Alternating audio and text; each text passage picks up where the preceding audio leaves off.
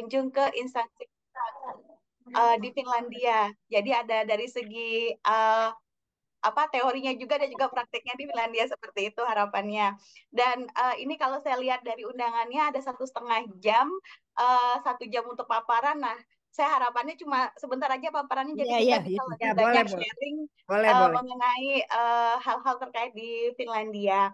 Ya. Nah, baik Bapak Ibu, izin ini Bu Sita, Bu Helda, saya boleh share screen? Ini Ya, saya sudah ya, siapkan. bisa langsung, Eh, langsung, bisa Ya, langsung. Ya. sebenarnya presentasinya ini hanya sebagai medium aja, bukan yang gimana-gimana gitu. Jadi untuk bisa lebih memudahkan saya sharing mengenai hal-hal terkait Finlandia.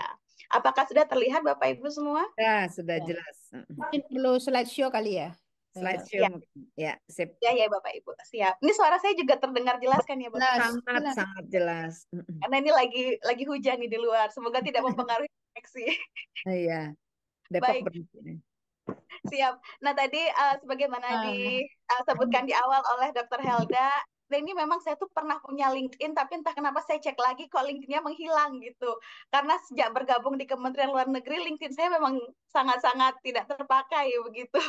Jadi ini singkat saja Bapak Ibu, saya biasa nama panggung saya itu Amelia Putri, tidak sepanjang yang tadi Rizky Amelia Sonia Putri. Biasa dipanggil Ame di kantor, di teman-teman juga. Saya asli Lombok. Tadi ada Bu Fitri ya dari Lombok. Nah, ini saya Putri Lombok, Ibu. Uh, Kemudian saya di sini saat ini menjabat sebagai fungsional diplomat ahli muda. Jadi ini jabatan fungsional saya di KBRI sendiri sebagai pelaksana fungsi penerangan sosial dan budaya. Rank diplomatik saya adalah third secretary begitu. Jadi kalau kita memperkenalkan dengan diplomat asing di sini kita memperkenalkan rank diplomatik. Tapi kalau di Indonesia kita pakainya fungsional diplomat begitu. Oke. Nah, kemudian ini riwayat penugasan saya bergabung dengan Kementerian Luar Negeri sebenarnya tahun 2018 untuk CPNS-nya. Tapi untuk resminya sebagai PNS saya mulai dari tahun 2019 di BPPK namanya, dulu Badan Pengkajian dan Pengembangan Kebijakan Luar Negeri, sekarang jadi BSKLN, Badan Strategi Kebijakan Luar Negeri. Kemudian tahun 2021 pertengahan kami bertugas di Kedutaan Besar RI Damaskus di Suriah, Bapak Ibu semua. Jadi nanti oh, juga kalau ada yang penasaran ingin tahu mengenai posting saya sebelumnya juga bisa kita explore lagi nanti di Q&A. Kemudian dari tahun 2023 pertengahan sampai sekarang saya ditugaskan di Helsinki, di KBRI Helsinki. Nah, di KBRI Helsinki ini merangkap sebenarnya yaitu untuk negara Finlandia dan negara Estonia. Nah, jadi ini sebagai gambaran ya Bapak Ibu semua bahwa saya pun tiba di Finlandia ini baru hitungannya kurang dari 1 tahun. Besok Agustus baru pas persis 1 tahun saya di Finlandia. Seperti itu. Tapi insya Allah dengan banyaknya saya berinteraksi dengan masyarakat, kemudian apa namanya sering juga mendampingi delegasi, bertemu dengan instansi otoritas di sini, dan juga apa namanya dengan teman-teman diaspora, mendengar cerita dan lain-lain. Nah ini saya bisa sharing hal-hal yang saya ketahui mengenai Finlandia. Nah ini kebetulan saya ambil foto di salah satu tempat namanya di Hämeenlinna. Nah itu lumayan jauh ya 1,5 jam dari Helsinki. Tapi tempat-tempat seperti ini sebenarnya juga banyak di wilayah ibu kota. Tidak sulit kita menemukan tempat-tempat Instagramable alam Ya, seperti ini di wah. Finlandia. Gitu. Ya. Baik, Bapak Ibu, tak kenal maka kita juga kenalan dulu ya dengan Finlandia sebelum kita masuk nanti sharing-sharing mengenai pendidikan dan budaya di sini. Jadi sebagaimana yang Bapak Ibu ketahui, ibu kota Finlandia itu adalah Helsinki, di mana kedudukan KBRI itu di kota Helsinki. Nah, Finlandia ini dia berbatasan dengan Laut Baltik di bagian barat, kemudian Teluk Rusia di barat daya, Teluk Finlandia di bagian selatan, kemudian Norwegia di daerah di wilayah barat laut dan utara, kemudian Swedia di barat laut dan Rusia di wilayah timur. Nah, ini perbatasan dengan Rusia ini sepanjang 1.340 kilometer kurang lebih, itu berbatasan langsung antara wilayah Finlandia dengan wilayah Rusia. Nah, makanya nanti itu juga kita bisa explore lagi, Bapak Ibu yang tertarik mengetahui gimana situasi Finlandia pasca penyerangan Rusia ke Ukraina. Nah, ini juga sangat sebenarnya berpengaruh dengan keadaan sosial ekonomi kenegaraan di Finlandia ini, begitu. Lalu luas negaranya sendiri sekitar 338.000 kilometer persegi dengan jumlah penduduk 5,6 juta orang, 4,5 jutanya penduduk usia dewasa. Lalu bahasa di Finlandia ini bilingual, Bapak Ibu, yang bahasa resminya itu bahasa Finlandia dan Swedia. Jadi bahasa Swedia ada namanya di sini Swedish speaking people. Jadi memang orang-orang Finlandia, tapi mereka berbahasa Swedia. Dan sekolah-sekolah resmi di sini, sekolah-sekolah negeri di sini juga ada yang menggunakan bahasa Swedia selain bahasa Finlandia. Kemudian di sini itu sistem negaranya itu Republik Parlementer. Tadi kan nama lengkapnya itu Republik Finlandia. Nah, jadi kepala negaranya adalah presiden. Baru Maret kemarin diresmikan yaitu Alexander Stubb, ini dari European People Party. Lalu kepala pemerintahannya itu dari tahun lalu namanya Perdana Menteri Petteri Orpo dari National Coalition Party. Nah, kalau dulu sebelum Perdana Menteri Orpo yang terkenal itu Sanna Marin. Sanna Marin, Perdana Menteri termuda di dunia lah seperti itu. Kemudian GDP-nya sekitar 308,6 miliar USD, mata uangnya menggunakan euro. Dan di sini produk unggulannya, nah selain mereka mengekspor sistem pendidikan ke luar negeri, ada juga mereka terkenal dengan mesin berat, kemudian besi dan baja, kertas dan pulp. Nah ini karena di sini kan banyakkan hutan ya, jadi forestry industry mereka, industri kehutanan mereka itu juga maju dan salah satu sumber pemasukan buat negara. Kemudian teknologi perkapalan, ini ada tipe sedikit, ini shipbuilding ya, mereka juga terutama dalam hal kapal untuk pemecah ini es gitu, karena itu salah satu tantangan mereka di sini. Jadi mereka juga inovasi untuk kapal-kapal pemecah es itu juga maju dan diekspor ke luar negeri. Demikian. Nah, kemudian ini satu istilahnya ya fun fact atau informasi yang ingin kami share, bahwa di sini orang-orang Finland mereka pede, they are digital savvy people. Artinya mereka itu sudah biasa untuk melakukan sesuatu itu secara online, secara digital. Dan mereka sangat-sangat melek teknologi. Jadi bahkan dari bayi lahir sampai mereka dewasa pun itu orang tua itu tidak perlu repot untuk ngurus akte, ngurus surat kartu keluarga dan lain-lain, karena semua datanya itu diintegrasikan dari satu instansi ke instansi yang lain yang terkait, dan itu semua online melalui suatu sistem begitu. Nah, ini slide ini kami sebenarnya ambil dari namanya Digital and Population Data Service Agency. Mereka itu mungkin istilahnya kayak Dukcapil pusatnya di Finland seperti itu. Mereka yang menangani kependudukan di Finlandia. Ya, ini poinnya adalah bahwa di Finlandia orang-orangnya itu sudah melek teknologi semua, jadi untuk hal-hal terkait apapun itu akan menggunakan suatu sistem, menggunakan IT, dan menggunakan secara online.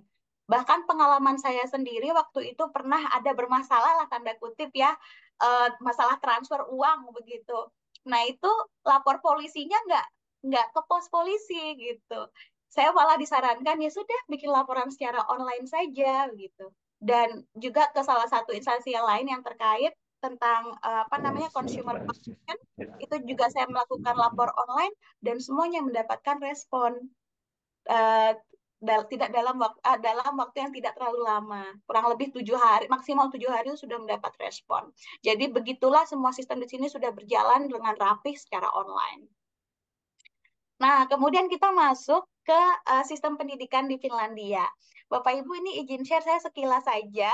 Ini yang sering dibagikan oleh institusi yang kami kunjungi di sini terkait pendidikan. Ini saya ambil dari salah satu presentasinya Kementerian Pendidikan dan Kebudayaan Finlandia, gambaran mengenai jenjang pendidikan yang biasa ditempuh oleh masyarakat Finlandia. Jadi dimulai dari pendidikan apa ya istilahnya ya, PAUD gitu ya, mulai dari umur 6 tahun, pre-primary education, kemudian basic education kayak SD begitu, umur 7 sampai kelas 6, kemudian SMP sampai 16 tahun. Begitu. Jadi basic education itu hitungannya dari PAUD sampai SMP. Kayak kita mungkin wajib belajar 9 tahun ya. Nah, kemudian setelah itu dari basic education mereka bisa memilih uh, mereka mau daftar SMA atau mereka mau daftar SMK, vocational institutions lah istilahnya. Di mana kalau di kita kan vocational memang mereka itu dipersiapkan untuk langsung sebagai tenaga kerja gitu ya. Jadi orang di sini juga sudah dari awal memang tidak ada pembedaan khusus, tidak ada pandangan khusus gitu mau masuk SMA, mau masuk SMK gitu, vocational school itu nggak ada masalah gitu, nggak dilihat oh kamu sekolah SMK, kamu sekolah SMA sama saja gitu. Dan lulusan SMK juga nantinya ketika ini yang level ketiga adalah level universitas, mereka bisa daftar ke universitas atau mereka bisa juga daftar ke University of Applied Science. Ini mungkin kalau di bahasa kita politeknik gitu ya Bapak Ibu. Jadi apa bedanya adalah jenis examnya, ujiannya. Jadi kalau katanya di Finlandia nggak ada ujian, ya sebenarnya tetap ada Bapak Ibu untuk mengakses, untuk menilai jenjang mana yang mereka akan lanjutkan. Kalau bedanya kalau di SMA ini ada ujian matrikulasi, kalau untuk SMK-nya ada vocational qualification, ya terkait dengan keahlian yang mereka pelajari dari sekolahnya, begitu. Tapi untuk jenjang berikutnya sebenarnya hampir sama ya kayak di Indonesia, ada S1, kemudian S2. Nah, S2 pun juga ada S2 di universitas, ada yang di politekniknya itu University of Applied Science. Nah, ini sebenarnya hampir sama saja, cuma kalau untuk ke Applied Science memang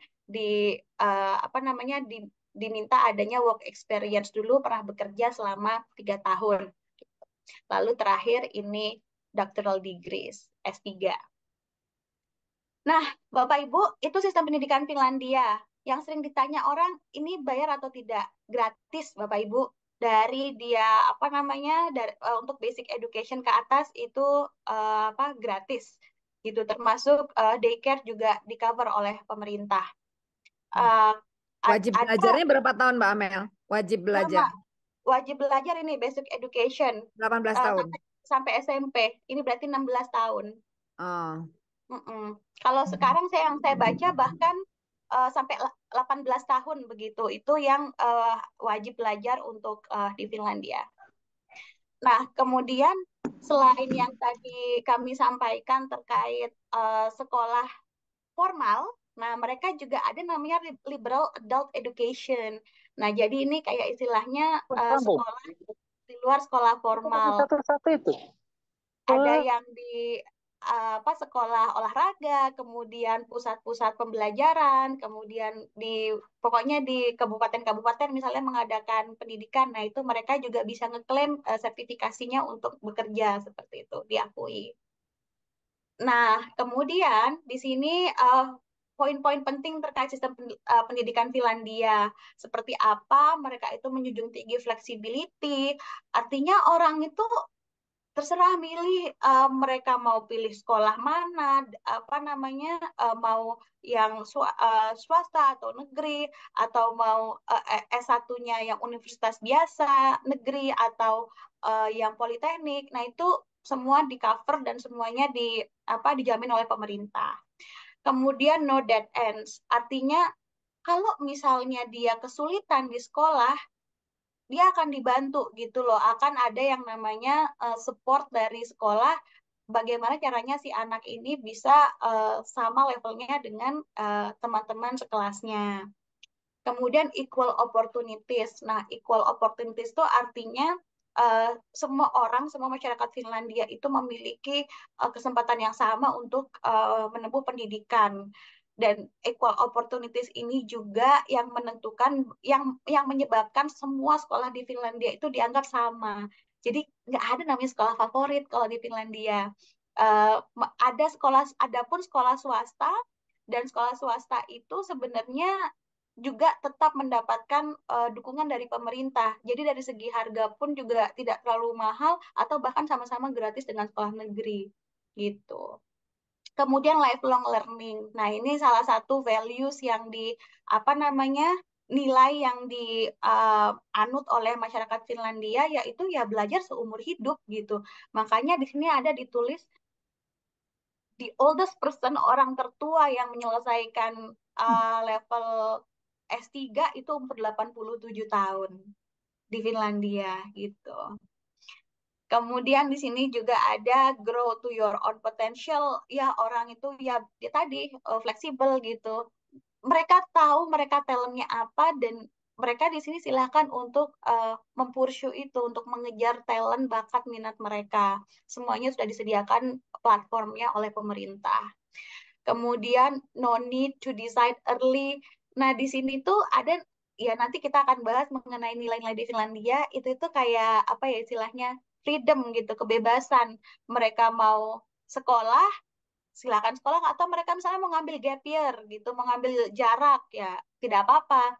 Cuma memang untuk basic education pemerintah itu lumayan strict ya. Kalau memang dia sudah waktunya untuk bersekolah SD atau SMP tapi dia tidak sekolah, itu katanya rumahnya akan disuratin oleh orang tuanya, akan disuratin oleh pemerintah gitu. Kemudian ini three level support. Ini three level support ini terkait dengan anak-anak di sekolah tadi, bagaimana untuk memastikan bahwa si anak itu dia sama pace-nya, sama tingkatannya dengan teman-teman sekelasnya. Ada yang general support, ada yang intensified support. Jadi yang lebih intensif gitu, ada yang special support gitu. Jadi tergantung dari kebutuhan anak-anak itu. Jadi mereka itu kalau dibilang ada tes, ada Bapak Ibu. Cuma tesnya beda, tesnya bukan untuk menentukan ranking. Tapi tesnya tuh untuk menentukan bahwa ini anak ini butuh apa sebenarnya yang disupport. Nah, itu mungkin yang membedakan dengan di Indonesia. Kemudian never too late to learn new. Jadi ya, tadi balik lagi, orang-orang di sini memang di-encourage untuk selalu belajar, dan inovasi itu sangat dihargai dan sangat di-encourage, sangat didorong gitu oleh pemerintah Finlandia. Nah, ini juga tadi terkait dengan pendidikan.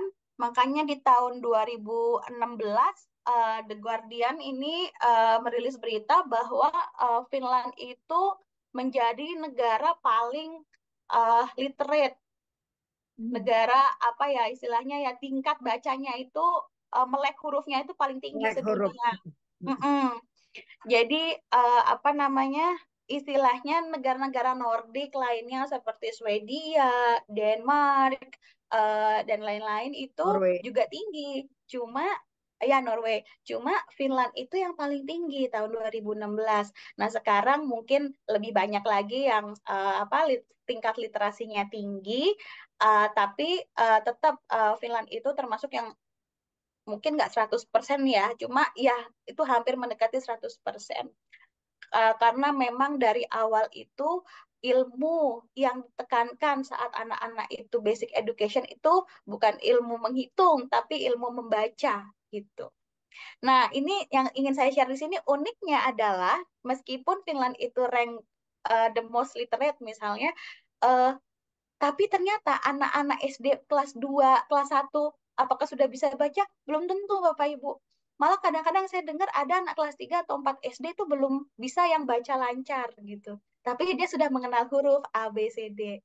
Artinya, tapi ketika dia sudah di level universitas, level teenager, mereka udah bisa baca. Artinya apa? Sebenarnya di Finland ini tadi fleksibel.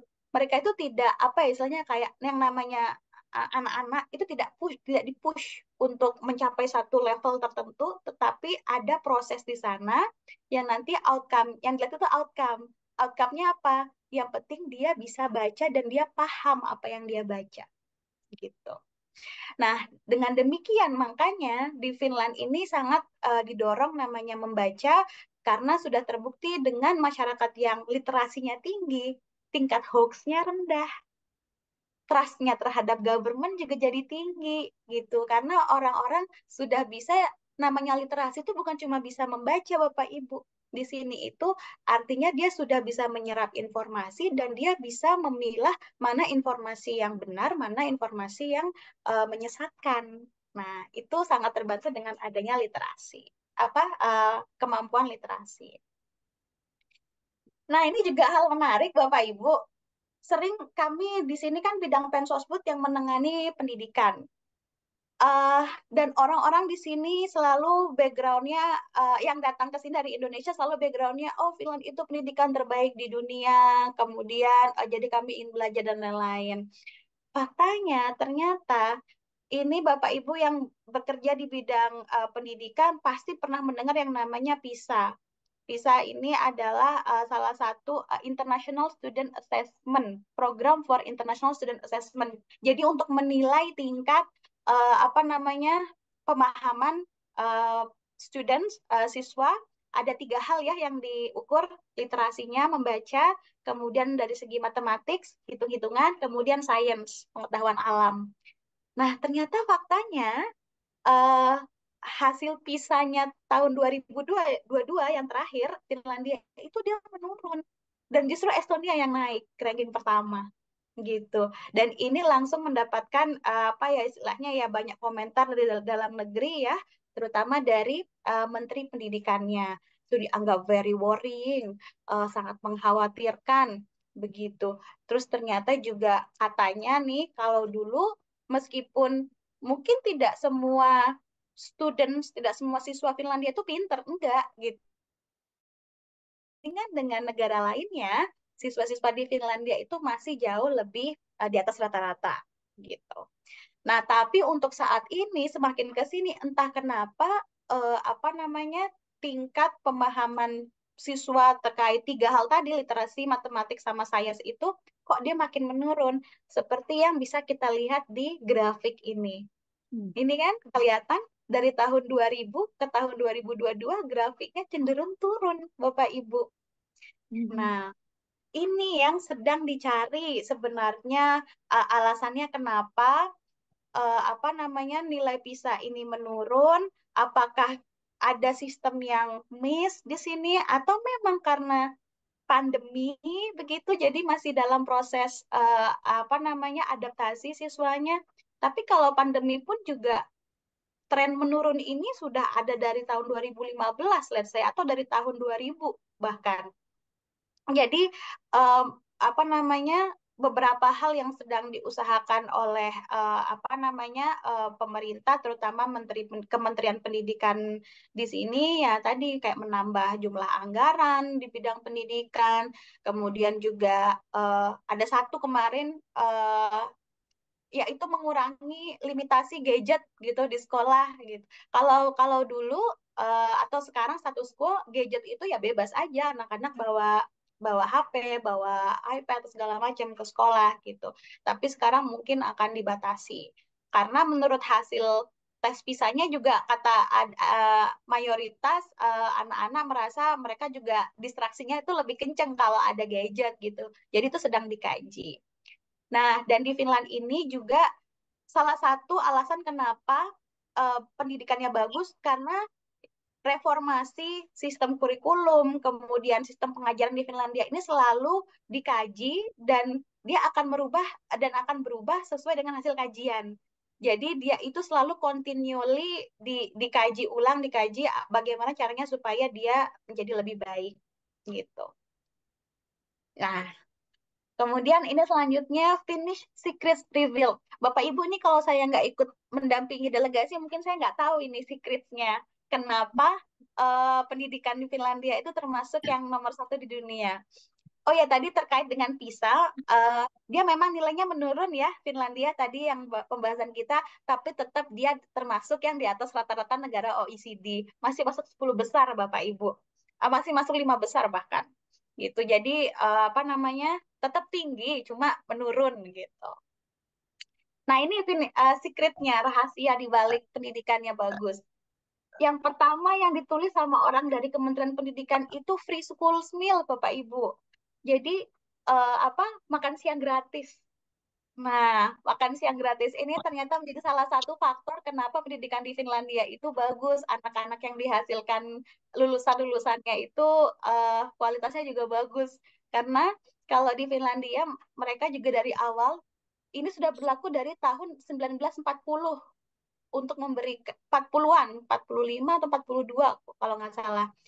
Jadi untuk memberikan makan siang gratis ke murid-muridnya. Tidak ada pembedaan mau dia kaya, mau dia miskin, mau sekolah negeri, sekolah swasta, itu ada free school meals. Ini untuk sekolah-sekolah basic education gitu. Uh, tapi mereka pun juga sangat strict dalam memberikan makan siang gratis ini. Yaitu mereka ada kajiannya sendiri mengenai nutrisinya, mengenai distribusinya, mengenai pengadaannya. Itu mereka ada kajiannya sendiri dan ada timnya sendiri. Gitu.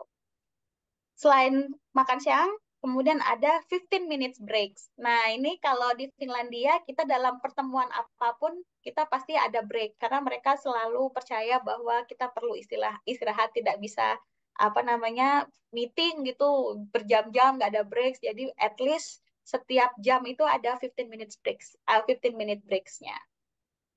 Kemudian di sini collaboration and less homework. Nah, Bapak Ibu tadi mengenai PR ya, kan katanya di Finlandia nggak ada PR. Ada sebenarnya. Cuma the amount, jumlah PR-nya itu tidak sama dengan kayak di Indonesia mungkin. Less homework gitu. Kuncinya di less homework. Jadi anak-anak itu memang didorong untuk lebih bisa beraktivitas di luar instead of hanya mengerjakan tugas gitu. Kemudian relatively short school days. Nah, ini yang di-share sama Bapak dari Kementerian Pendidikannya, anak-anak itu sekolah mulai jam 8, kemudian jam 2 siang maksimal mereka udah pulang. Ini dari SD sampai, ini level SD sih, level PAUD, TK, SD, ini jam 2 udah pulang. SMP dan SMA kayaknya kurang lebih sama, jam 3, jam 4 sudah pulang lah. Jam 3 sudah pulang gitu. Kemudian di sini early support for learning and playful pedagogis. Nah, ini early support for learning ya tadi peran guru di sini itu penting. Guru di Finlandia untuk mengajar SD itu minimal S2.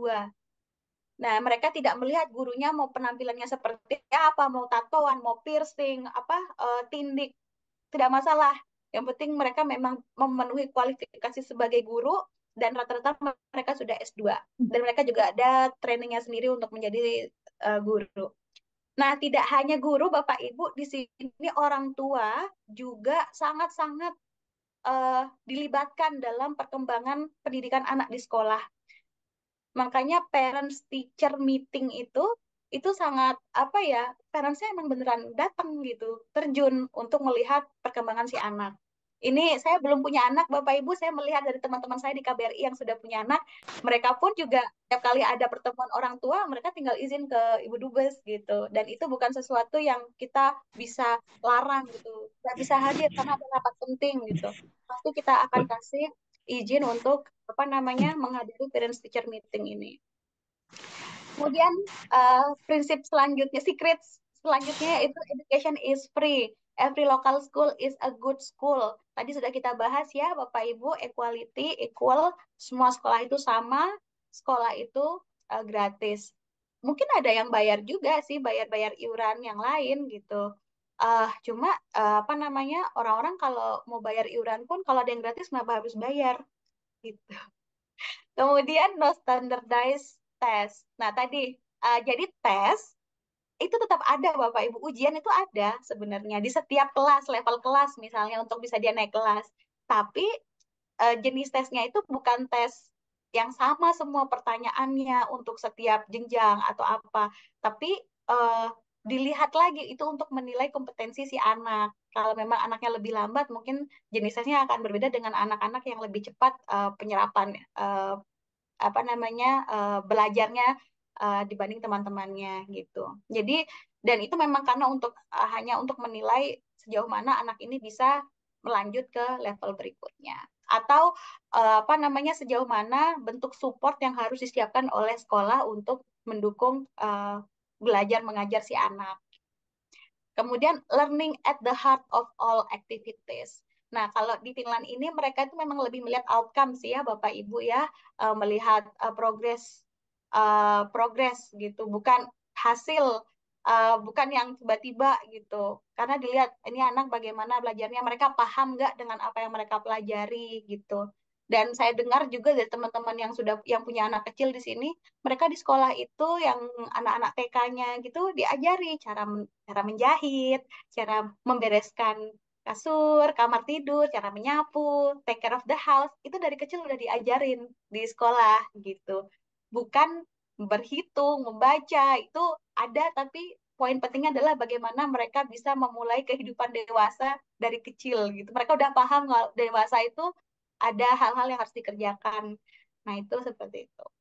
Makanya tadi terkait PISA, nilai PISA, meskipun tiga hal tadi literasi, matematik, sama sainsnya dia menurun, tapi ternyata dari segi kreativitas, Finland itu masih dia lebih unggul dibanding negara-negara yang lain. Gitu. Karena memang kreativitas itu yang didorong ketika di sekolah. Iya, itu pendidikan. Nah, kemudian kita masuk di dalam hal nilai budaya dan apa ini? Kebiasaan orang Finlandia. Nah, ini ada apa namanya? eh, tiga hal, ada banyak sebenarnya, tapi tiga hal yang ingin saya share di sini utamanya itu tadi equality ya. Equality itu bukan hanya dalam hal sekolah, bukan hanya dalam pendidikan, tapi di semua aspek kehidupan, termasuk gender equality. Nah, ini menarik Bapak Ibu. Nah, apa namanya perempuan-perempuan di sini mereka bebas, mereka mau kerja, mereka mau menikah, mereka mau menjadi ibu rumah tangga. Tapi pada umumnya perempuan Finlandia akan memilih untuk bekerja karena di sini memang biaya hidup tinggi. Jadi kalau hanya satu pasangan yang bekerja itu akan apa ya mungkin lebih sulit untuk kelas menengah ya terutama. Jadi biasanya bapak ibu itu bekerja. Anak-anak di mana? Anak-anak di daycare. Sistem daycare di Finland itu sangat bagus Bapak Ibu dan di setiap wilayah itu sudah tersedia daycare untuk orang tua yang bekerja. Dan di sini juga apa namanya perempuan itu merasa ya setara dengan laki-laki dan Finlandia itu menjadi negara yang memiliki presiden perempuan pertama di dunia. Itu di Finland. Kemudian yang kedua tadi freedom ya, bebas, kebebasan. Di sini sangat menjunjung tinggi kebebasan. Makanya orang itu senang tinggal di Finlandia karena you can be who you want to be katanya. Jadi kita tuh bisa menjadi apapun yang kita mau di sini. Mau kita berpakaian seperti apa, orang itu nggak akan komentar. Kita juga bebas untuk apa freedom of speech gitu berbicara apa semua itu media juga itu semua dijamin dan diberikan haknya kepada semua masyarakat yang ada di sini. Kemudian yang ketiga, sharing is caring instead of opposing. Nah, di sini di Finlandia itu mereka itu kan maju, unggul di banyak hal dan itu kita lihat ya. Tapi kalau orang Finlandia tuh merasa bahwa oh kami ini negara kecil, kami populasinya hanya sedikit. Jadi kadang-kadang mereka itu malu untuk menunjukkan apa namanya keunggulannya keluar karena mereka masih ada istilahnya sense bahwa kami itu hanya negara kecil gitu. Mereka dulu kan sempat menjadi bagian dari Swedia, kemudian pernah dijajah Ya, juga oleh Rusia. Rusia. Uh, uh, nah, tapi dengan mereka merasa mereka kecil, justru itu menumbuhkan semangat gotong royong tadi, semangat kolaborasi. Jadi di sini apa-apa itu dikerjakan ya lintas instansi gitu. Mereka bikin working group, kemudian misalnya ada proyek riset apa, nanti yang dilibatkan adalah ministry, kementerian, kemudian universitas itu juga terlibat, kemudian dari private sector juga dilibatkan. Jadi apa ya, karena mereka merasa kecil, jadi mereka percaya bahwa mereka perlu bekerja sama gitu. Dan kemudian ini salah satu hal yang Sisu. sisu, Apa iya nih? pasti orang Finlandia ini apa namanya kalau ditanya values apa yang mereka punya itu mereka akan sebut sisu. Jadi sisu ini sebenarnya nggak ada translasinya nggak ada terjemahannya dalam bahasa Inggris maupun bahasa Indonesia bahasa manapun. Tapi bisa dibilang sisu itu apa ya? Suatu prinsip yang dimiliki oleh orang Finlandia yang apa ya istilahnya ya? The principle of courage. Jadi berani, persisten, resilient kayak gitu. Jadi untuk segala hal apapun yang membuat mereka down atau suatu kesulitan yang mereka hadapi, mereka itu punya sisu, inner apa ya, inner strength. Jadi kekuatan di dalam diri untuk bisa menghadapi kemalangan atau menghadapi cobaan di dalam hidup. Itu mereka punya yang namanya spirit of sisu. Nah, Oke. itu juga yang membuat mereka yang mereka merasa mereka negara kecil gitu, mereka dijajah apa dulu dan mereka bisa menang melawan penjajah itu karena mereka punya the spirit of sisu. Nah, ini nanti mungkin kita bisa bahas bareng-bareng kalau di Indonesia kita punya semangat apa ya gitu. Oke. Kemudian ini values. Mereka itu tidak konsumtif dan mereka tidak show off, tidak pamer. Dan mereka justru senang dengan membeli produk daur ulang atau second hand. Kayak di sini tuh produk-produk second hand itu emang benar-benar bagus, branded dan harganya tentu lebih miring daripada apa yang barang baru ya. Tapi mereka juga tidak konsumtif gitu. Jadi mobil terbaru apa, HP terbaru, iPhone apa nggak kayak ya kayak kita gitu. Mungkin ya apa barang terbaru kita harus apa beli gitu. Dan kalaupun mereka misalnya bisa mendapatkan itu, mereka itu nggak pamer, mereka nggak suka pamer. Nah, ini ada hubungannya lagi Bapak Ibu dengan biaya hidup yang tinggi di sini. Pajaknya di sini tinggi. Jadi orang-orang itu kebanyakan di sini dia levelnya hampir setara lah. Jadi nggak ada yang kaya-kaya banget, nggak ada yang miskin-miskin banget gitu. Berapa Karena persen Mbak Amel pajaknya? negaranya Ah, kayak di Inggris apa kan 40% Pajak pajak. pajaknya pajak berapa? pajaknya di sini progresif Bapak Ibu. Jadi dilihat dari apa Hmm. namanya Income-nya. backgroundnya dia. Jadi jumlah income-nya berapa, kemudian dia single atau dia berkeluarga dan segala macem gitu. eh saya nggak kurang kurang pasti kalau yang warga lokal berapa. Ya, eh Oke, iya jadi 40% ya mungkin. UK 40%. UK Iya, dengan Eropa. 40%. Tapi tadi balik lagi dilihat dari semakin tinggi income-nya, tax-nya semakin tinggi gitu. Dan dan masyarakat umum itu juga bisa melihat income dan juga berapa tax yang pejabat-pejabat sini bayarkan. Bukan hanya pejabat, everyone can see the other's tax. Itu bukan suatu rahasia di sini.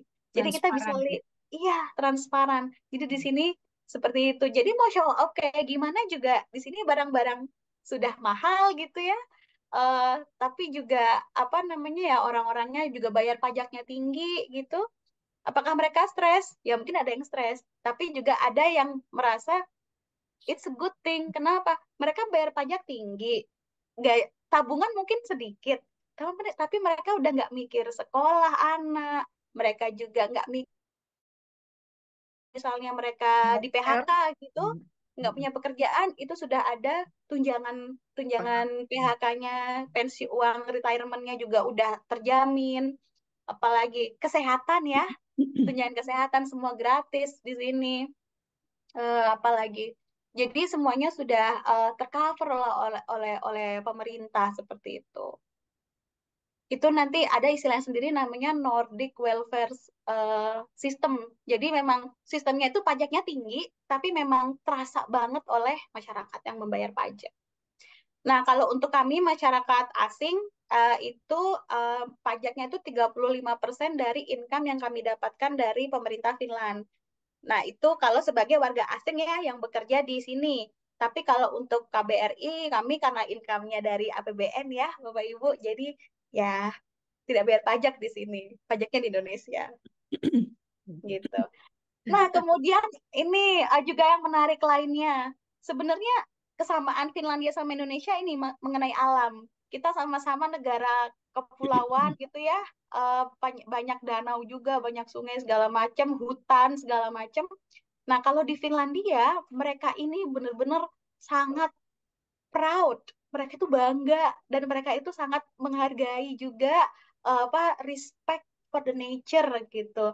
Mereka memanfaatkan hasil alam dan mereka menikmati kekayaan alam yang mereka miliki. Mereka punya 4 musim dan katanya di sini winter itu berat. Tapi justru saat winter itu banyak hal-hal menyenangkan yang mereka lakukan. Mereka mancing di es, ice fishing, mereka swimming berenang di air dingin, ice dipping, winter swimming gitu.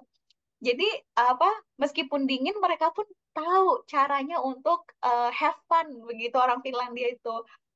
Kalau kemarin saya nyobain ski pertama kali. Seru ternyata Bapak Ibu ski. Nah, kalau kalau untuk berenang di air dingin saya belum berani. Kayaknya sebagai putri Lombok gitu ya dari negeri tropis, negara tropis kayaknya belum kuat deh kalau untuk berenang di air dingin. Lumayan skill lah ya. Iya, jadi cukup ski aja. Kemudian di sini Finlandia juga punya ciri bangunan Moki, mungkin ini gambarannya. Moki ini rumah musim panas di sekitar danau. Jadi, nah ini juga nanti akan menjawab juga kalau Bapak Ibu yang punya pertanyaan, kenapa sih Finland itu bisa menjadi negara paling bahagia di dunia? Bukan 6 tahun, tapi 7 tahun Wah, berturut-turut. 7. Gitu. Ketujuh kalinya gitu. Menjadi negara paling bahagia karena mereka itu tahu caranya memanfaatkan apa yang ada di alam dan mereka hand in hand gitu loh, harmoni dengan alam. Kemudian saat musim spring gitu, mereka berry picking, metik berry, buah berry, kemudian berburu jamur gitu, cari jamur. Nah, di sini juga ada satu hukum peraturan namanya every man's right. Jadi hak setiap orang. Apa itu? Jadi every man's right itu mereka itu menjamin hak setiap orang yang ada di Finlandia untuk memetik hasil hutan gitu atau kebun eh, tidak bisa kita larang gitu, tidak boleh yang oh ini kebun saya, oh ini hutan hutan saya gitu, kamu nggak boleh ngambil gitu. Enggak, di sini tuh kita bebas, kita mau ngambil jamur di mana, mau ngambil berry di mana. Ada strawberry, ada blueberry, blackberry, lingonberry, berry-berryan gitu. Itu bebas kita ambil Bapak Ibu dan itu udah dijamin oleh konstitusi di Finlandia gitu. Kecuali kalau yang hutan ini ya, hutan company gitu kan. Nah, itu mungkin ada aturan khusus. Tapi kalau di sini hutan itu bisa dimiliki oleh personal Bapak Ibu sama kayak kita beli tanah di Indonesia gitu. Jadi tapi meskipun itu hutannya sudah menjadi milik kita secara orang perseorangan, tapi tadi balik ke every man's right. Jadi kalau satu orang ingin mengambil sesuatu berry picking ini, selama dia mengambilnya itu juga kan nggak pakai mesin atau apa gitu ya, nah itu dijamin haknya. Itu di Finlandia.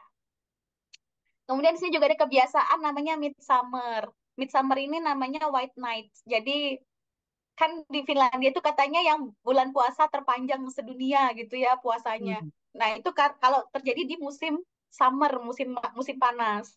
Kayak bulan Juni kemarin, itu biasanya di akhir Juni, itu matahari exist kurang lebih ya 23 jam lebih gitu. Bahkan mungkin tidak terbenam sama sekali. Jadi masih Aduh, redup-redup gitu kayak begini nih nggak di background. buka-buka ya, nggak buka puasa. Nah iya, jadi apa Lihat namanya? sih. Ini jam 12 malam, jam 1 dini hari, jam 2 dini hari ya begini aja bentuknya. Nah, jadi orang-orang kalau dia kadang memang mengganggu body clock ya untuk jam tidur gitu. Tapi untuk orang Finland, mereka tahu caranya bikin have fun out of it gitu loh. Untuk bagaimana merayakan, justru dirayakan Midsummer ini. Misalnya mereka menyalakan api unggun, minum-minum gitu ya, kumpul-kumpul, kemudian berenang, tengah malam berenang, jam 2 dini hari berenang gitu. Kemudian Nah, ini Midsummer nih juga punya mitosnya sendiri nih di masyarakat Finland. Itu katanya waktu yang bagus untuk menyatakan cinta, untuk menikah. Hmm. Kayak kita habis Kita Maulid bulan kali ya. Syawal, bulan Syawal. Ya, Hmm. bulan Syawal atau kok Nikah. Maulid bulan haji, bulan haji. Syawal. Uh, Iya, jadi apa namanya gitu. Ini satu kebiasaan uh, dari satu momen di Finlandia namanya Midsummer. Nah, kemudian ini sauna. sauna. Duh, Sauna. Di Finland ini orang pasti yang diobrolin juga tentang sauna gitu ya. Sauna itu sudah menjadi bagian dari kehidupan orang Finland. Bahkan kata satu artikel, di sini 99% orang pasti pernah ke sauna atau pergi ke sauna. Dan bahkan bayi pun juga ikut ke sauna gitu. Sauna itu uh, yaitu apa namanya suatu tempat, suatu ruangan, dia itu panas gitu ya, uap-uap panas gitu untuk mengeluarkan apa namanya cairan kayak keringat gitu. Jadi buat detox lah secara fisik. Tapi kalau orang Finlandia juga melihat sauna itu sebagai apa namanya a church of nature, sacred space. Jadi istilahnya di dalam sana mereka berkontemplasi, bermeditasi gitu ya. Kalau sendirian. Tapi kalau rame-rame, sauna itu juga menjadi suatu media untuk berkenalan lebih dekat dengan orang Finland. Nah, ini juga menarik, nanti kita bisa bahas bareng bersama saat sesi tanya jawab, saat sesi diskusi. Jadi di Finlandia tuh orang-orang itu kan terkenalnya cool ya, dingin gitu. iya. Kadang dinginnya itu karena malu-malu Bapak Ibu, bukan karena dia sombong. Enggak, dia malu gitu. Memulai sesuatu itu mereka malu. Nah, tapi kalau di sauna, disitulah mereka terbuka. Terbuka secara fisik maupun terbuka secara interaksi. Ya, gawat itu. Iya, itu dia yang susah. Nah, karena sauna di sini itu benar-benar nggak pakai baju, Bapak Ibu. Iya. Nah, Hmm. ini yang Legit. menariknya adalah saya punya teman orang Finland. Kita ngobrol, kita ngobrol apa gitu. Terus eh, kita ngobrol tentang sauna. Terus dia cerita bahwa dia dengan satu keluarganya dia dari Lapland, terbiasa. Lapland itu kan bagian utara yang sangat dingin gitu ya. Jadi satu hiburannya adalah ya sauna, sauna satu keluarga gitu. Terus karena kita tahu sauna itu bukan harus ya, maksudnya tradisinya adalah tidak berpakaian begitu. Saya tanya, have you ever seen your parents naked? Terus pernah melihat orang tua tidak menggunakan pakaian gitu. Terus dia bilang, yeah, it's really common. Why you never see your parents naked gitu. Jadi dia bingung karena kita nggak pernah melihat orang tua kita tidak berpakaian gitu. Jadi buat Karena kan mereka adalah iya kan, kalau kita kan apa ya istilahnya ya, malu gitu kan ya. Mungkin orang tua melihat kita tidak berpakaian biasa ya waktu kita Mbak, masih kecil gitu. Mbak Tapi Amel kalau kita udah lihat jam orang tua kita telanjang gitu kan aneh ya. Kalau di sini justru mereka aneh iya. karena kita Mbak Amel tidak masih pernah banyak slide-nya. Slide-nya Masih kita banyak. biar tanya, biar diskusi. Masih banyak nggak slide-nya? oh tinggal dikit Bapak Ibu. Ya. Oke, jadi itu Ya, salah satu lihat. pengalamannya mengenai sauna.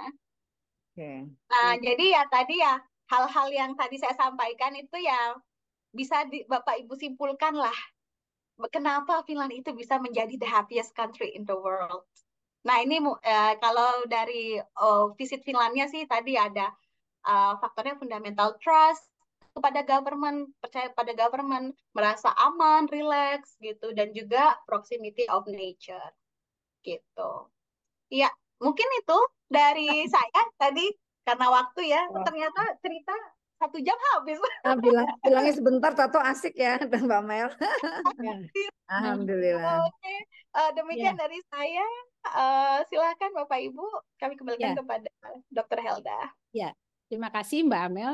Menarik sebetulnya ya untuk didalami Finland ini karena lokasinya yang jauh di atas ya. Kemudian kita masuk ke tanya jawab. Saya kira siapa Mbak? Saya itu dulu, Mbak Ya, Dr. Helda. silakan. Ya, silakan.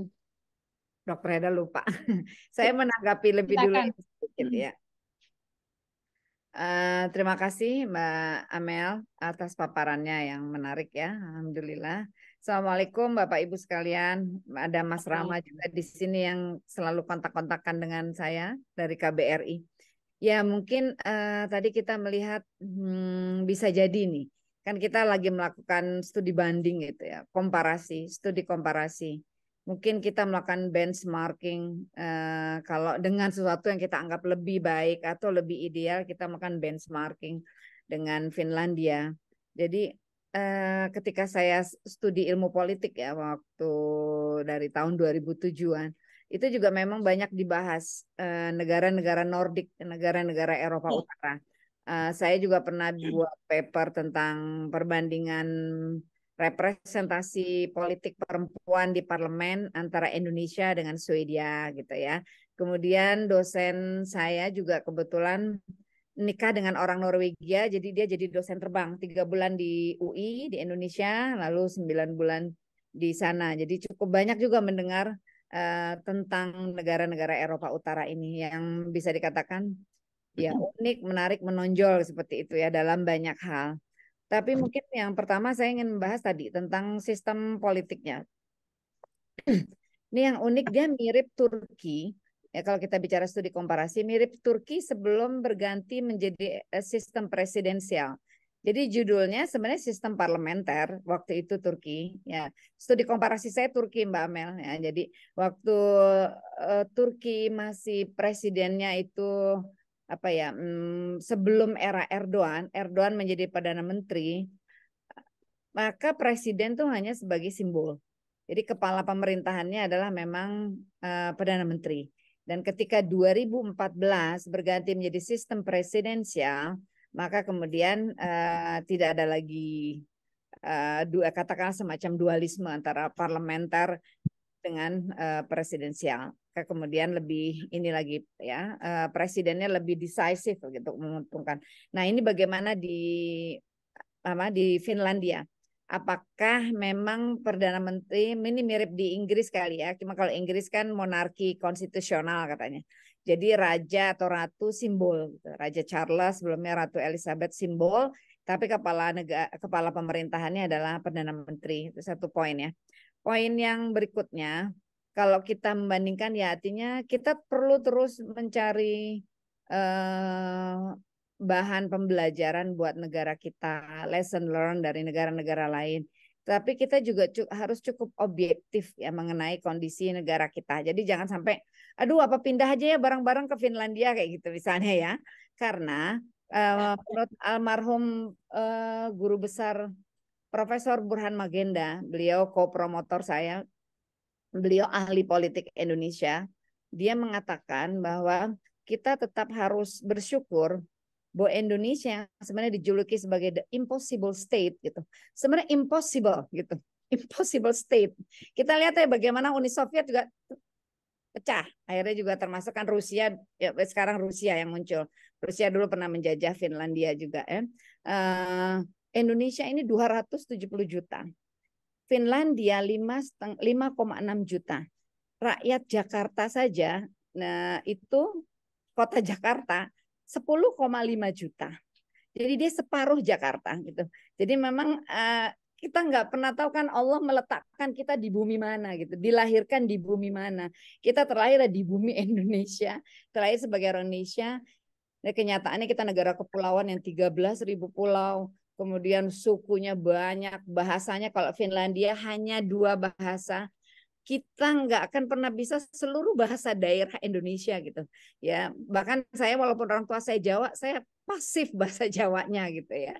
Ya itu contoh. Ini banyak sekali bahasa Indonesia, banyak sekali ini. Jadi artinya dengan dikatakan buat orang luar itu Indonesia impossible state, 270 juta rakyat Indonesia. Dan di sana hanya 5,6 juta.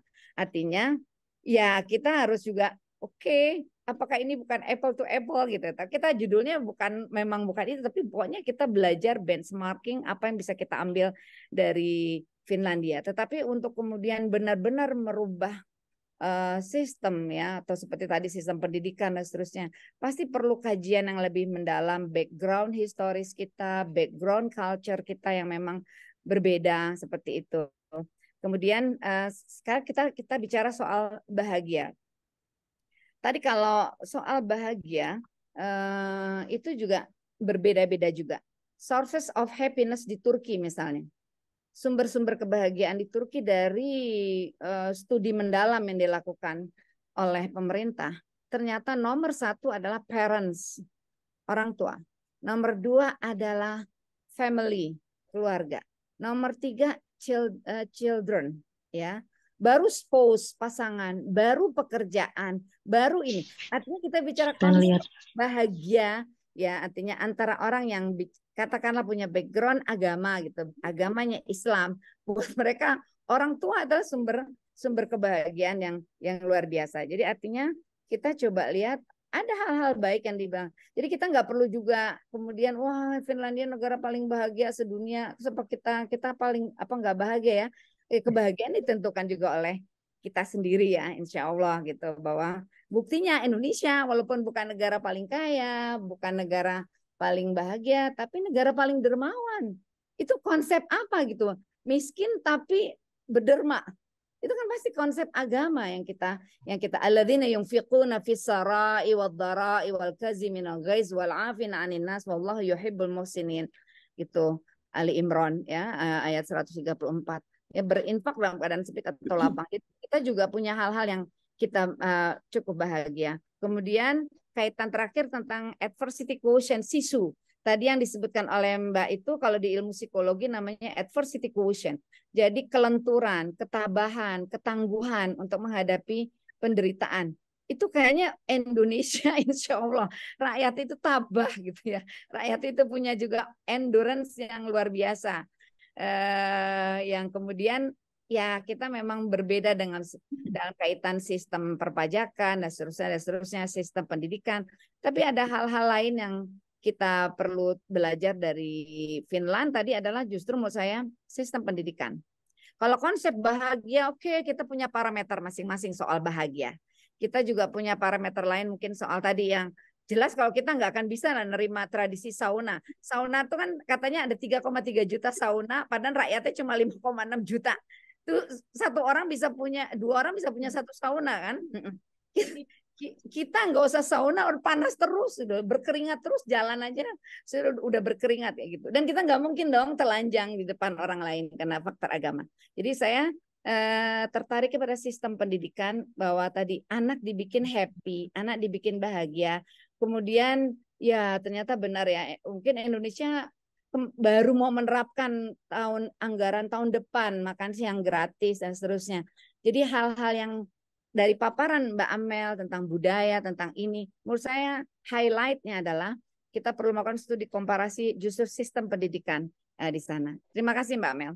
Iya, ya, terima kasih Mbak Sita atas tambahannya dan tentang berbagai hal ya yang dikaitkan dengan di Indonesia. Ya. Mungkin saya lanjut dengan Mbak Fitri. Ya, yang orang Lombok. Duluan deh. Assalamualaikum Dokter Haidar dan Dokter Bu Sita. Ya, Fitri. Mbak Amel, Assalamualaikum. Berbagai kabar Mbak Amel. Matur tampiasi untuk informasinya. Langsung deh. Bahasa Lombok dong.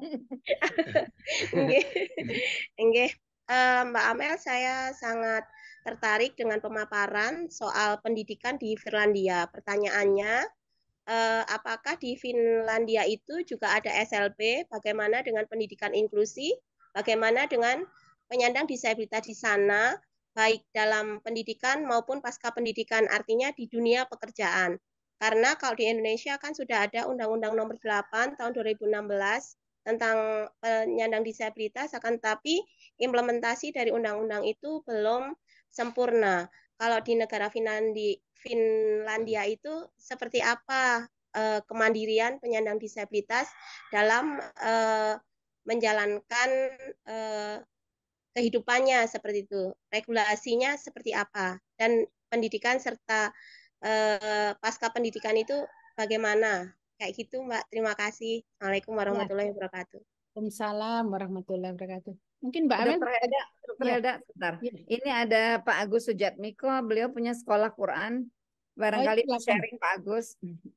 Silakan Pak Agus. Sehat-sehat ya Pak. Ya, sehat Pak. Ya, alhamdulillah Bu. Baru 2 hari nih di rumah. Masya Allah, Masya Saya Allah. terlambat lihat ini, ya Allah, kok udah mau habis gitu loh. Oh, ya, ya, ya, ya, Iya. ya. Baru buka WA, tahu-tahu, wih, ada berita menarik nih. Oh, oke. Berarti lihat dulu Ya, kan. saya ikut dulu deh Bu. Nanti kalau Ya, ini ya, saya bicara. silakan. Ya, terima kasih Pak Agus.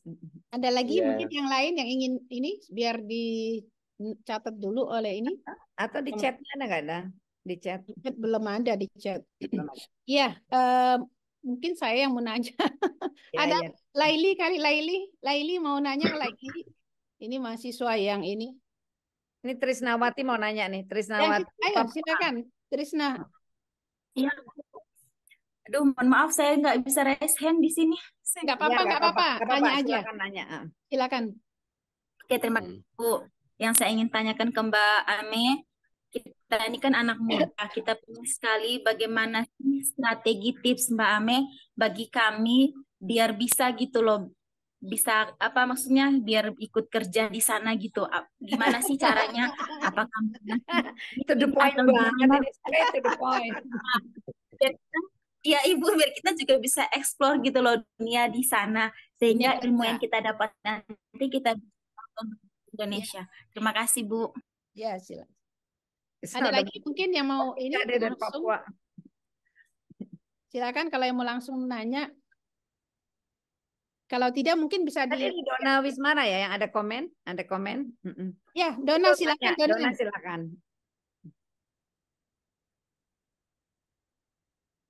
Dona, Unmute saya.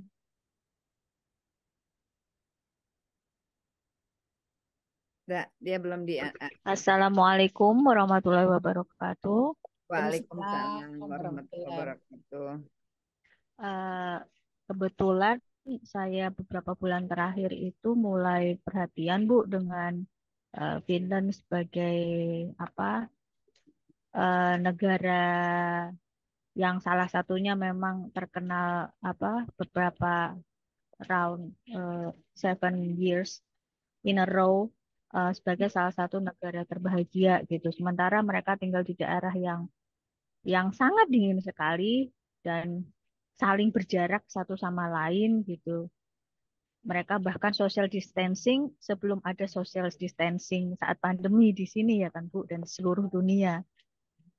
Nah, saya mencermati kemarin juga saya beberapa kali melihat sosial media, ada beberapa warga negara Filipina dan Thailand itu mereka menjadi seasonal worker di Finland untuk berry picking. Nah, terus saya iseng Bu mencari di Migri webnya mereka tentang seasonal worker. Saya research sana sini gitu. Ternyata memang ada kerjasama bilateral antara Finland dengan Filipina dan Thailand gitu Bu. Kenapa pemerintah Indonesia tidak mengambil kesempatan ini juga untuk menyalurkan tenaga kerja kita ke sana? Karena saya tahu seasonal worker itu kan hanya visanya mungkin sekitar 6 bulan kalau nggak salah untuk bisa stay di Finland dan kembali gitu. Terus saya juga dengar berita bahwa kemarin sempat ada pemutusan atau gimana hubungan sepihak antara Migri Finland dengan Thailand karena ada isu human trafficking di dalamnya. Mungkin dari KBRI sendiri bisa menjembatani warga negara kita untuk bisa mengisi peluang untuk seasonal worker di Finland gitu. Karena saya tahu ada 2 musim yang kita bisa fill the position itu di summer untuk biasanya berry picking dan di winter di Lapland, especially di tourismnya ya Bu ya, yang Santa Claus Village itu. Saya pikir human resource Indonesia juga nggak kalah dengan Filipina dan Thailand gitu. Itu aja sih Bu. masukan Iya. dari saya. Ya. Ini Terima jadi kasih. kayak ini Wassalamualaikum warahmatullahi dari wabarakatuh. mencari lapangan kerja. Ini bursa Ya, Bu. kerja ini. Bursa Sebetulnya kerja. saya pikir gini, Mbak Amel, lebih ke arah filosofi tadi ya. Filosofi orang-orang Finland. Memang orang-orang Finland itu diam semuanya, nggak pernah marah. Saya sering berkali-kali tanya, kamu kapan marahnya sih gitu ya? Sampai nanya berkali-kali gitu, dia nggak, orang nggak pernah ada mencet klakson di sana ya. Jadi kapan kapan marahnya gitu. Nah mungkin itu yang mungkin dulu ya, supaya sebelum kita ke lapangan kerja gitu. Filosofi Finlandnya tadi ada yang sisu tadi, tapi saya Itu. lihat tadi ada pertanyaan apa? Kok angka kematian tinggi ya? Sementara bahagia gitu. Kenapa gitu ya? Dan yang lain teknik Oh, bagaimana proses oh. pembelajaran yang di mana apa tidak ada PR tapi kolaborasi gitu. Itu yang ada beberapa pertanyaan. Mungkin silakan Mbak Amel di Oh, eh, satu poin lagi deh, Dokter Heda. Maaf, Mbak Amel. Saya Iya. tertarik dengan 5,6 juta rakyat Finlandia, tapi 4,5 juta orang dewasa.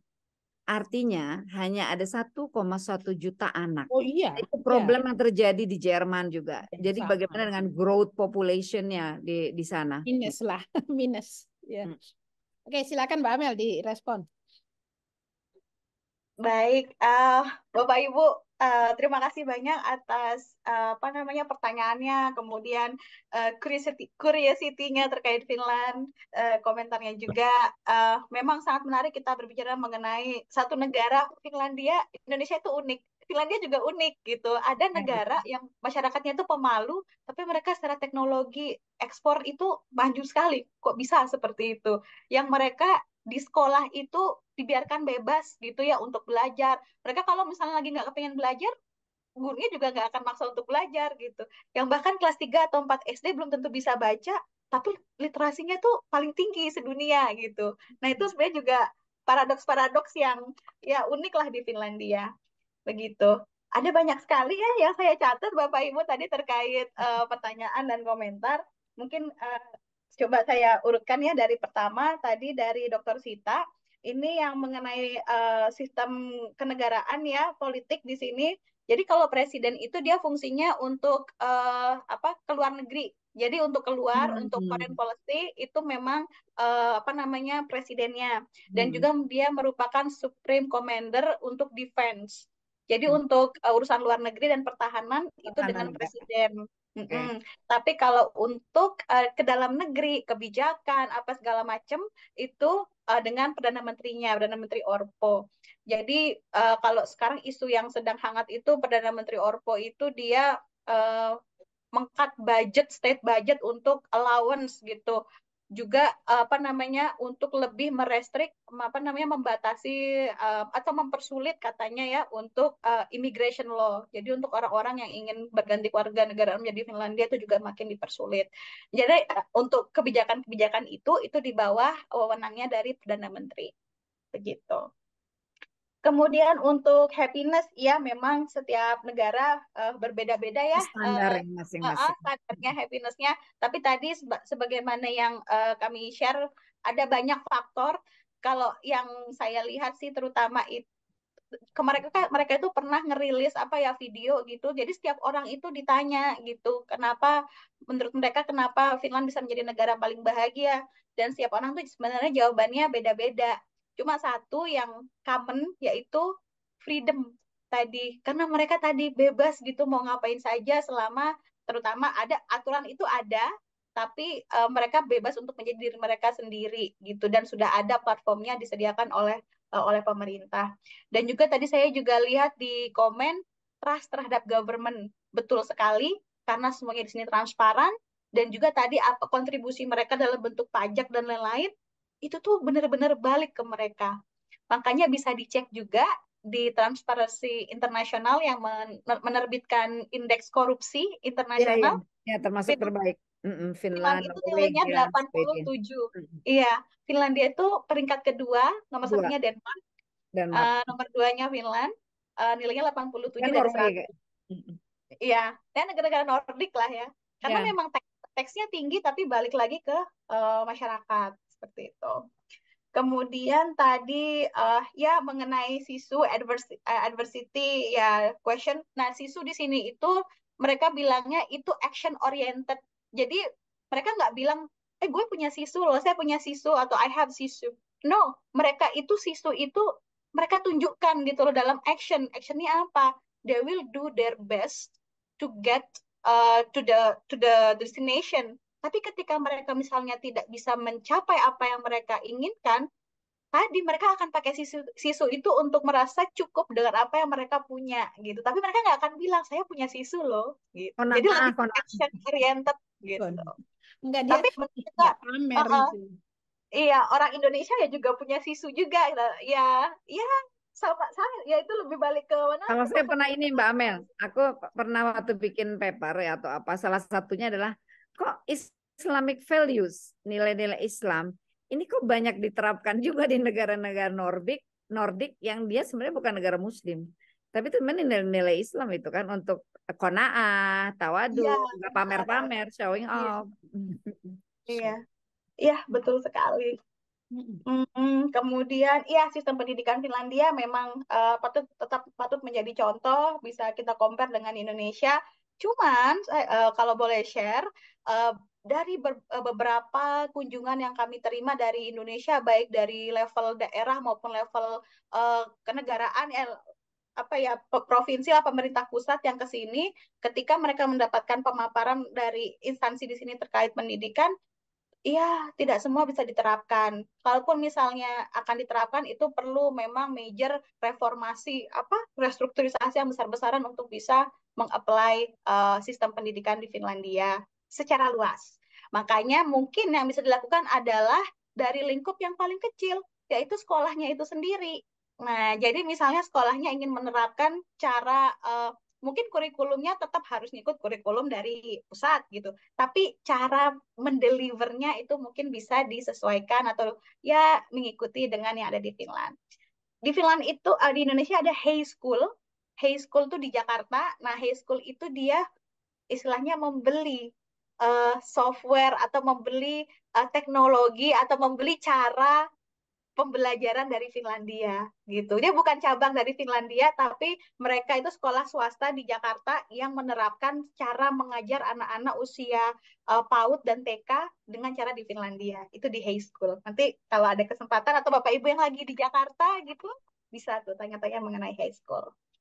Kemudian mengenai disabilitas, iya, di sini juga inklusif Bapak Ibu. Jadi anak-anak yang berkebutuhan khusus gitu, yang disabilitas, mereka di-encourage untuk satu kelas dengan anak-anak yang normal lainnya gitu. Jadi selama mereka masih bisa mengikuti di sekolah itu, di satu kelas itu, mereka akan bergabung, berbaur dengan anak-anak yang normal lainnya, gitu, dan tidak berkebutuhan khusus. Tetapi kalau memang dirasa mereka benar-benar ada special needs untuk mendapatkan treatment khusus, ada kelasnya tersendiri di sekolah yang sama. Jadi nggak ada namanya sekolah luar biasa di sini. Sekolahnya sama. Dan sekolah itu yang mengelola adalah municipal namanya, municipality. Atau kayak kabupaten lah gitu. Kabupaten, ya. Daerah tingkat 2. Daerah tingkat 2-nya di sini. Jadi sekolahnya sama, cuma nanti ada pilihan apakah kelasnya yang dibedakan atau jadi satu begitu. Mereka juga menyediakan sekolah di rumah sakit gitu, jika dibutuhkan itu sudah ada disiapkan platformnya oleh negara. Dan untuk pekerjaan juga sangat pemerintah di sini menyediakan juga pekerjaan biasanya yang kalau misalnya kebutuhan khususnya menyebabkan mereka tidak bisa bekerja, itu ada tunjangannya ternyata. Ada pensiunnya juga untuk orang-orang usia produktif, tapi harus pensiun dini karena mereka tidak bisa bekerja karena berkebutuhan khusus, itu ada tunjangannya ternyata. Dan untuk bekerja itu juga dikelola oleh municipality tadi. Mereka bisa social work gitu di mana di wilayah masing-masing, di RT RW-nya, di kabupaten dan lain-lain. Atau kalau memang mereka misalnya bisa berbaur lagi dengan yang tidak berkebutuhan khusus, tentu sudah dijamin oleh pemerintah untuk bekerja di sektor-sektor sama dengan yang normal begitu. Kemudian Mbak Trisna ini teman saya sebenarnya, teman lama dari Papua. Bagaimana dia kerja di Finland? Aduh, gimana ya? Bisa kalau ada lowongan silahkan di-apply. Kalau biasanya ke teman-teman Indonesia itu ada yang namanya au pair ya, program au pair. Kalau di Timur Tengah ya kayak migran worker gitu. Kalau di sini dia sistemnya au pair. Itu untuk apa namanya merawat orang tua, kemudian bayi gitu ya, balita gitu segala macam. Karena di sini meskipun laki dan perempuan suami istri bekerja, tidak tidak it's not common, tidak biasa untuk memiliki ART di rumah gitu. Jadi anak-anak itu dibawanya ke daycare. Justru yang menggunakan au pair itu yang orang-orang Asia dan bahkan orang Indonesia sendiri gitu yang membutuhkan asisten rumah tangga untuk membantu Kebiasaan mengurus itu. anak di rumah gitu. Nah, jadi kalau orang Finlandnya sendiri mereka nggak butuh gitu. Biasanya butuhnya justru untuk orang tua gitu ya, untuk yang sudah lansia gitu. Nah, itu ada banyak kok lowongan kerja tuh cari orang Finlandia kalau masih single ya gitu. Kemudian apa ini? Oh ya tadi dari Ibu Dona ya untuk potensi-potensi kerjasama ya G2G untuk penyaluran tenaga kerja, tentu Bu kami dari KBRI itu sangat men-encourage kalau memang misalnya ada keinginan dari mungkin dari Politeknik Enggak, apa ada namanya. MOU enggak antara negara kita G2G dengan Finland tadi yang dengan Filipina ada, dengan Thailand, dengan Indonesia ada Kalau enggak? Nah, kalau untuk apa namanya MOU terkait tenaga kerja tidak, belum ada. Tetapi di sini sistem MOU itu biasanya instansi per instansi gitu. Kita cukup punya payung hukumnya apa? Kita punya MOU apa namanya kerjasama bilateral antara Indonesia dengan Finland. Itu sudah cukup menjadi payung hukum untuk semua. Itu kan NGO tuh, implementasi NGO. ya, ada yang di bawahnya itu gitu. Nanti Tahu saya kemarin barusan merayakan 70 years apa kerjasama bilateral between Indo and Finland kalau nggak salah saya lihat di KBRI di iya Helsinki tahun kalau ini nggak salah tahun ya. ini. Ini Iya. ternyata peminat Finland banget ini Mbak Dona. Ini ada Nah, jagoannya nih Dokter Helda nih Mbak Amel. Itu temennya nggak diajak ngomong tuh Mas Rama. iya, Mas Rama bisa ini bisa bisa Maaf, sharing-sharing juga. Iya Eh, dong. maaf tapi tadi dokter. Iya. Maaf, ya satu hal yang penting mungkin mau tanya ke Bentar. mau tanya ke Mbak Amel lagi tentang yang tadi ya. Maaf Mbak Amel, saya mengkritisi sedikit bahwa penyandang disabilitas Kursi. itu juga normal ya. Jadi jangan menyampaikan normal dan tidak normal. Kami pun Oh juga iya, normal. Bahasanya ya, bahasanya. ya, Oh, ya, normal. siap. Nah, pertanyaan saya ketika pendidikan, insya Allah saya juga percaya gitu ya karena di Norwegia itu kan mencetuskan pendidikan inklusi seperti itu di Finland Iya, iya. mungkin juga seperti itu akan tetapi yang saya pertanyakan ketika penyandang disabilitas itu diterima inklusif dalam pekerjaan gitu. Nah, itu apa ya? Maksud kami mayoritas itu pekerjaannya itu apa? Kemudian perusahaannya itu menyediakan fasilitas atau infrastruktur yang akses seperti apa, kemudian juga apakah itu diatur dalam undang-undang yang mengikat. Karena ini sangat penting bagi kami untuk juga bisa mendorong Indonesia bisa menyerap tenaga khusus itu seperti itu. Terima kasih Mbak Amel. Oke, siap. Terima kasih Bu Fitri atas follow up questions-nya. Jadi kalau untuk khusus disabilitas, memang apa namanya tadi untuk pekerja memang tidak ada perbedaannya dengan apa namanya dengan yang tidak berkebutuhan khusus gitu. Iya.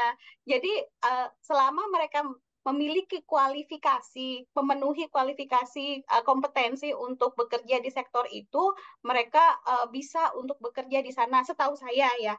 Kalau saya kurang tahu, maksudnya apakah ada sektor khusus yang dikhususkan untuk penyandang disabilitas atau enggak, itu saya belum bisa jawab untuk saat ini. Perlu saya cek-cek lagi. Nah, tadi mengenai aturan. Nah, ini juga mungkin yang perlu diketahui, di Finlandia ini sedikit undang-undangnya.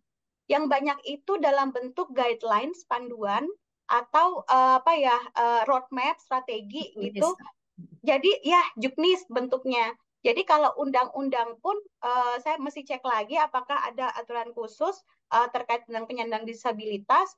Tapi kalau untuk aturannya apa namanya di bawah itu ada seperti itu yang menjamin bahwa penyandang disabilitas memiliki hak yang sama dengan masyarakat yang lain untuk mendapatkan pekerjaan. Begitu, Ya, Ibu Fitri. ya. Terima kasih banyak atas koreksinya tadi. Ya, suka belibet memang lidah ini. Malah Begitu. kadang-kadang gini Mbak Amel, sekarang orang lebih juga Ya. menyebutnya difabel, different Difabel. abilities. Ya, jadi Ya. bukan disabilitas, tapi different Wow, abilities. different abilities. Ya.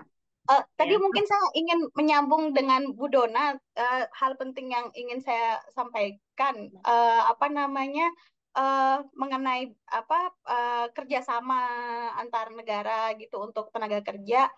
Kita sudah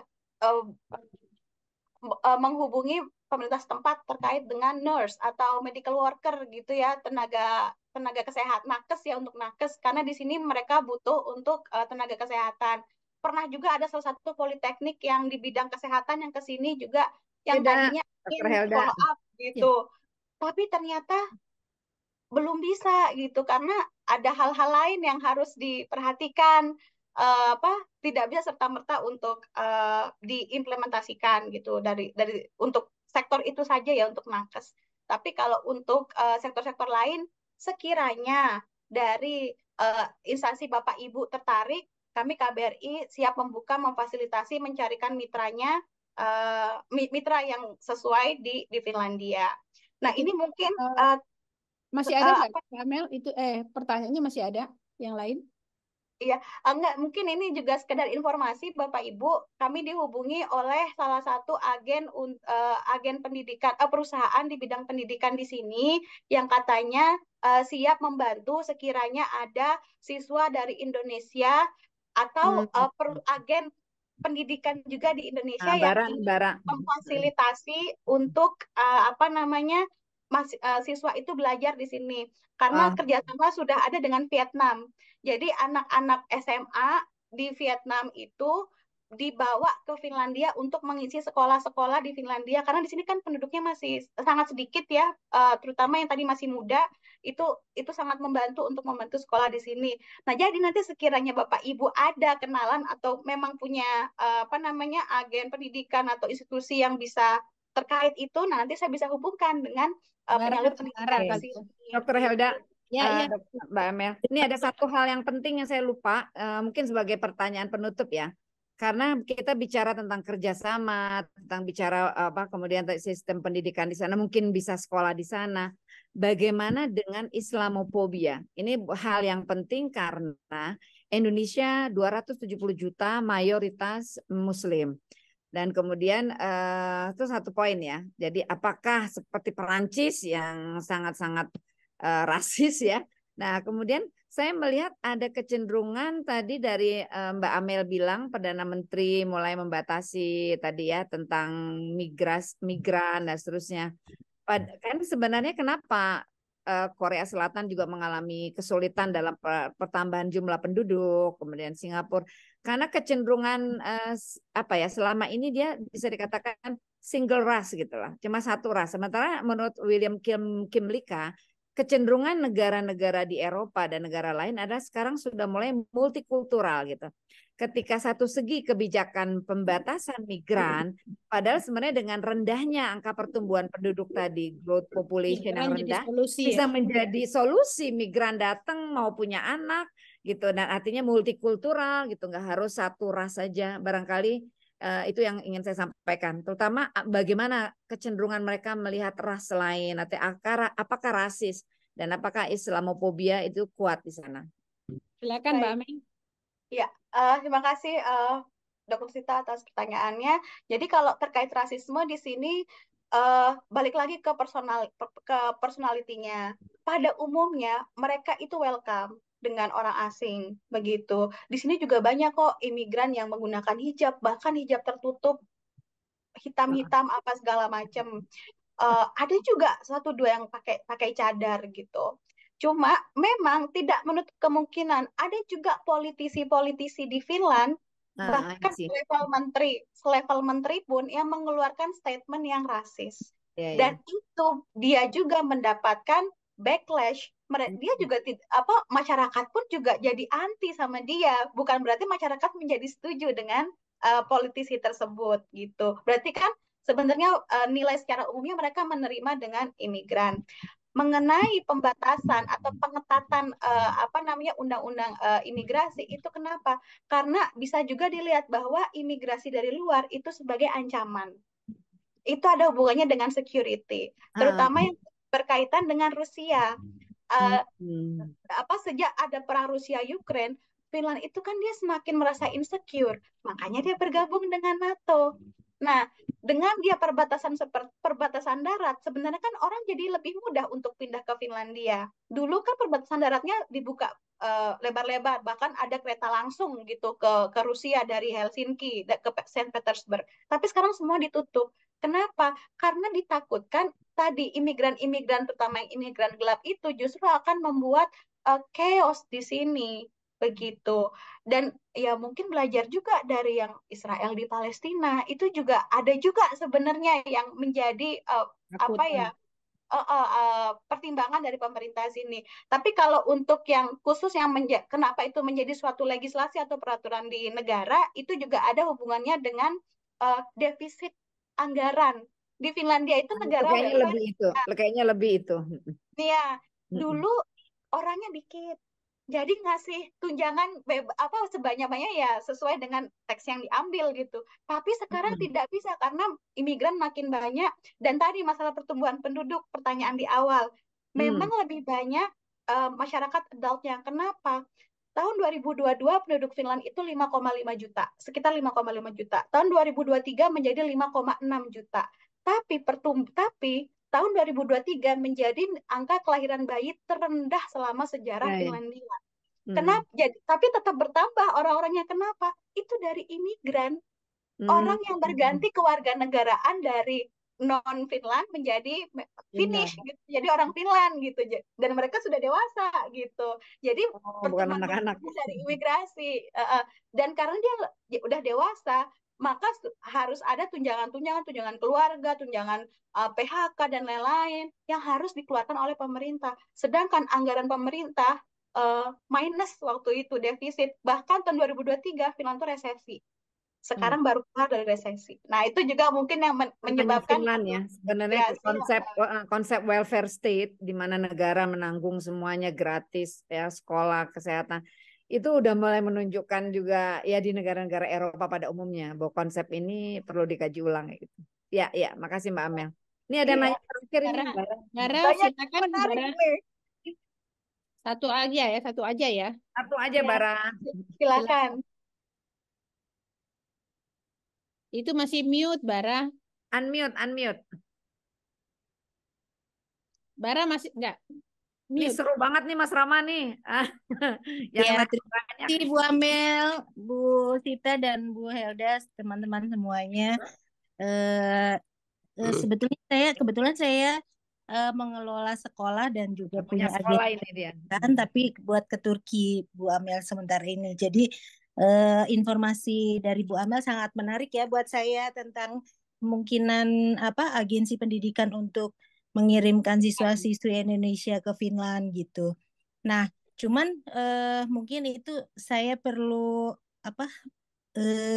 minta izin untuk bisa diskusi khusus dengan Bu Amel kalau memungkinkan.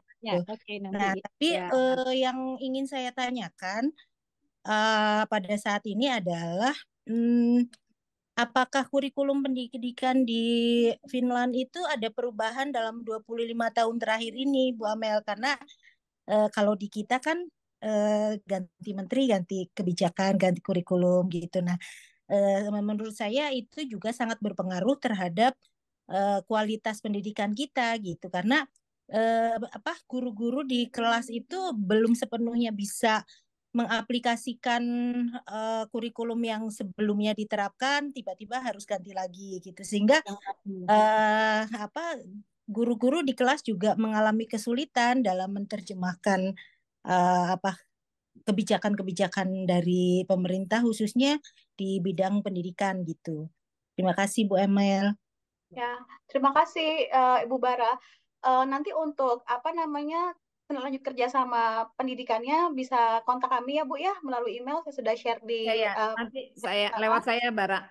Baik ya ya. atau Mas Rama sudah ada yang bersedia soalnya menghubungkan dari Finlandia gitu. Kemudian yang kedua terkait dengan kurikulum, mungkin kalau untuk kurikulumnya sendiri tidak berubah apa ya nomenklaturnya ya sama-sama saja. Yang saya tahu berubah itu adalah misalnya implementasinya. Kayak tadinya usia untuk sekolah SD itu 8 tahun, tapi sekarang dimundurkan menjadi 7 tahun. Lebih diawalkan menjadi 7 tahun gitu. Jadi dia dari segi implementasinya. Kemudian juga apa namanya kurikulum itu kalau level pusat, pemerintah pusat, badan pendidikannya, National Agency for Education-nya itu payungnya saja, jadi grand design-nya saja. Tapi untuk kurikulum per sekolahnya itu yang kelola adalah municipality. Jadi di sini kabupaten itu memiliki peran yang sangat besar untuk menentukan sistem pendidikan, kemudian ya apa namanya bahan-bahan pelajaran apa yang harus materi-materi apa yang harus dikuasai oleh students dan guru di situ. Gitu Ibu sistemnya. Oke. Ya, karena waktunya sudah mau jam 3, di sini udah asar. Kita mau siap-siap asar nih. Rina foto ya, Rin. Jadi mungkin yang baru izin bertanya Nafiza. Mau habis baru nanya. Iya. Mana ada? Iya, gratis. Ya udah Nafiza silakan tuh ya udah. Udah. Nafiza mau nanya. Atau kalau ada pertanyaan lebih lanjut nanti bisa lewat email atau ya. Oh iya. Oke, lanjut aja. Nanti kayaknya menarik banget waktunya tidak panjang tapi menarik banget bahasannya. Atau mau nanya sebentar ya Helda. Nafiza ini udah unmute. Bukan Bu Naf ini bukan ya. Oke. Nanti bisa lewat Dr. Helda ya. Iya. Atau kita buka episode kedua. Mas Rama juga ikut ngomong ya. Peminatnya banyak ini dan memang menurut saya sih banyak hal ya yang tidak hanya pendidikan, kesehatan. Ya. Sebetulnya kalau saya bicara ini mental health-nya luar biasa ya di sana ya. Oke, kalau begitu saya akhiri kali ini. Dan terima kasih banyak Mbak Amel dan kemudian Bu Sita biasa mengakhiri dengan doa ya biar berkah ilmunya. Silakan Mbak Sita. Terima kasih banyak Mbak Amel, Mas Rama yang sudah luar biasa effortnya untuk menghadirkan ruang pembelajaran. Buat Mbak Sita, doa buat Ustadz Agus Sujatmiko. Ya, kita doain juga Ustadz Agus nih yang concern dengan sekolah tahfiz. Bismillahirrahmanirrahim. Astagfirullah. Allahumma inna nas'aluka bi annaka antallah la ilaha illa anta Allahu ahad as-samad alladzi lam yalid wa lam yulad wa lam yakul lahu kufuwan ahad. Allahumma rahmataka narju. Ya Allah, pada rahmatmu semata kami berharap. Wala takilna ila anfusina tarfata ainin. Jangan tinggalkan kami barang sekejap pun ya Allah. Wa aslih lana fi sya'ni kullahu la ilaha illa anta. Perbaiki urusan kami ya Allah, tak ada Tuhan selain Engkau. Buat Mbak Amel, Mas Rama yang bertugas jauh ya sarakumullah, ma'ana aja insyaallah. Semoga Allah mudahkan urusannya, pekerjaannya, sukses, berkah, ya bahagia dunia akhirat. Buat Ustadz Agus Sujatmiko, Astagfirullahalazim, Rabbal Arsyil Azim, Allah yashfik, anta syafi' la syifa'an illa syifa'an la yughadiru saqaman. Syafakallah syifa'an ajilan, syafakallah syifa'an ajilan. Get well soon, mudah-mudahan selalu sabar dan tabah insya Allah, selalu ceria. Buat kita semua, semoga Allah karuniai kesehatan, kesabaran, keberkahan dalam hidup kita. Rabbana atina fid dunya hasanah wa fil akhirati hasanah wa qina adzabannar. Subhana rabbika rabbil izzati amma yasifun wa salamun alal mursalin walhamdulillahi rabbil alamin. Kembali ke Dr. Helda. Ya. Saya akhiri. Assalamualaikum warahmatullahi wabarakatuh. Udah difoto ya, Da? Duanya. Rina udah foto belum, Rin? Udah. Oke. Iya. Mohon ditutup ya. Mbak Waalaikumsalam. Amel, terima kasih Ya, banyak. terima kasih. Mohon Makasih maaf Mbak atas Mel, makasih segala Mas Amel. Terima kesalahan dan kasih Bu Vita, kekurangan. terima kasih Bu Terima Helda. kasih semuanya.